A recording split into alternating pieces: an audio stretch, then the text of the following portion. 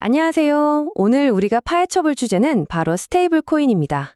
이게 뭐냐면 언젠가 여러분이 진짜 쓰게 될 디지털 현금을 만들겠다는 그런 기술이죠. 자, 오늘 우리가 어떤 이야기를 할 거냐면요. 먼저 디지털 현금이 얼마나 대단한 가능성을 가졌는지부터 시작해서 이게 왜 보통 사람들에겐 너무 어려웠는지 그 복잡한 비밀을 한번 까볼 거예요. 근데 또 이게 수백만 명에겐 생명줄이나 다름없었다고 하거든요. 그 얘기도 해보고 이걸 아주 쉽게 만드는 해법까지. 그리고 마지막엔 우리 지갑의 미래가 어떻게 될지 좀 큰 질문을 던지면서 마무리해 보겠습니다. 자, 첫 번째 파트입니다. 디지털 현금의 가능성. 그러니까 은행도 필요 없고 국경도 상관없이 돈을 그냥 바로 주고받는 세상. 스테이블 코인이 그리려는 큰 그림이 대체 뭘까요? 비트코인 하면 가격이 롤러코스터 타는 거 생각나시죠? 스테이블 코인은 정반대예요.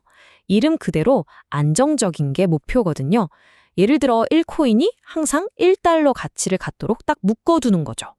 물론 진짜 달러를 창고에 쌓아두고 발행하는 방식도 있고 복잡한 알고리즘으로 가치를 맞추는 것도 있는데 어쨌든 핵심은 딱 하나, 안정성입니다. 바로 이겁니다. 이게 진짜 핵심적인 혁신이에요. 생각해보세요. 디지털 돈 역사상 처음으로 은행 같은 중간 단계를 싹 빼고 그냥 사람 대 사람으로 직접 돈을 보낼 수 있게 된 거예요. 옆에 있는 친구한테 현금 건네주는 거랑 똑같다니까요. 바로 이 지점에서 사람들이 열광하는 거죠. 전 세계 어디로든 진짜 눈 깜짝할 사이에 수수료는 거의 공짜 수준으로 돈을 보낼 수 있다는 거. 그리고 제일 중요한 건 이 돈은 그 어떤 은행도 동결시킬 수 없는 온전한 내 돈이라는 점입니다. 자, 여기까지 들으면 정말 꿈의 기술 같죠? 근데 이 꿈이 평범한 사람들한테는 왜 그냥 그림의 떡이었을까요? 어디서부터 막히는지 한번 보시죠. 이게 이론상으로는 정말 간단한 아이디어거든요. 근데 현실은 정말 깜짝 놀랄 만큼 복잡합니다. 우리가 택배 보낼 때 택배 회사에 돈 내잖아요. 그쵸? 암호화폐 세상에서도 똑같아요. 이 돈을 가스비라고 부릅니다. 일종의 수수료죠. 자, 여기서 진짜 골치 아픈 문제가 시작됩니다. 스테이블 코인이라는 소포 내용물을 보내려면요. 이더리움이나 바이낸스 같은 특정 택배 회사를 이용해야 해요. 그리고 그 회사에서만 쓰는 전용 우표가 필요하다는 겁니다. 그러니까 이더리움 우체국 가서 바이낸스 우표를 붙일 수는 없는 그런 거죠. 이게 무슨 말이냐면요.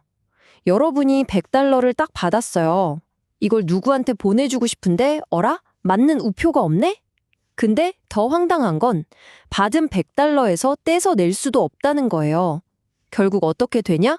그 맞는 우표를 사기 위해서 또 복잡한 과정을 거치기 전까지는 내 돈이 내 지갑에 있는데도 옴짝달싹 못하고 그냥 갇혀버리는 겁니다.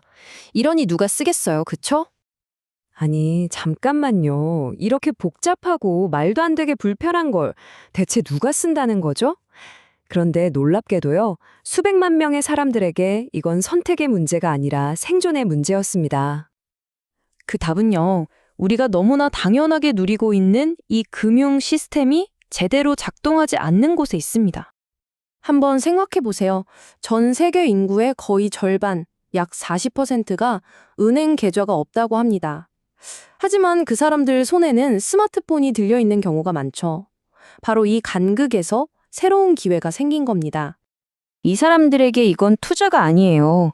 매일같이 내 나라 돈이 휴지 조각이 되어가고 은행 계좌 하나 만드는 게 하늘의 별 따기일 때, 저 멀리 있는 가족에게 돈 한 번 보내려면 버는 돈의 상당 부분을 수수료로 내야 할 때, 바로 그럴 때 미국 달러 같은 안정적인 돈에 기댈 수 있다는 건 그야말로 생존의 문제입니다. 자, 바로 이 지점에서 이야기의 흐름이 확 바뀝니다. 해결책은요, 더 복잡하고 대단한 기술이 아니었어요. 그냥 사용자가 훨씬 더 편하게 쓸 수 있게 만드는 거, 거기에 답이 있었습니다. 이것 좀 보세요.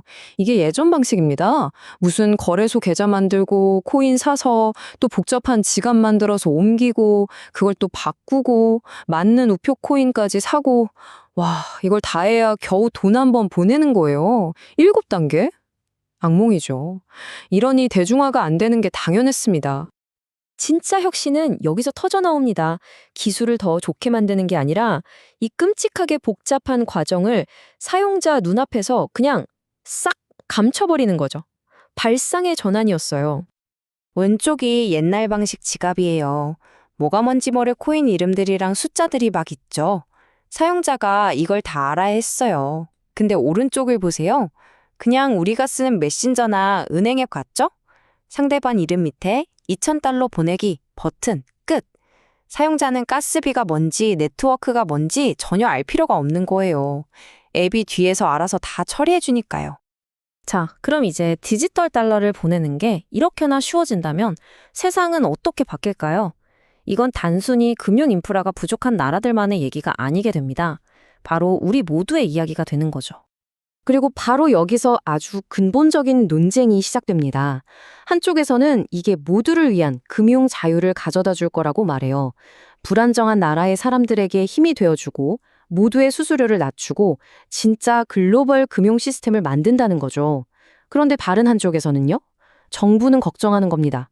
통화 정책에 대한 통제력도 잃고 세금 걷기도 힘들어지고 불법 자금의 통로가 될 수도 있다고요. 심지어 이걸 지지하는 사람들조차도 인정합니다. 이게 정말로 대중화되려면 투명하고 추적이 가능해야 한다고요. 범죄자들이 마음껏 활개치는 무법지대가 되어서는 안 된다는 거죠. 당연히 규칙과 안전장치가 필요합니다. 그래서 결국 우리는 이 마지막 질문에 다다르게 됩니다. 디지털 현금을 쓰는 게 문자 메시지를 보내는 것만큼이나 쉬워지는 세상이 온다면 그 새로운 돈의 규칙은 과연 누가 정하게 될까요? 정부일까요? 이걸 만든 기술 기업일까요? 아니면 우리 자신일까요? 앞으로 우리가 지켜봐야 할 가장 큰 싸움이 될 겁니다. 오늘 이야기는 여기까지입니다. 들어주셔서 감사합니다.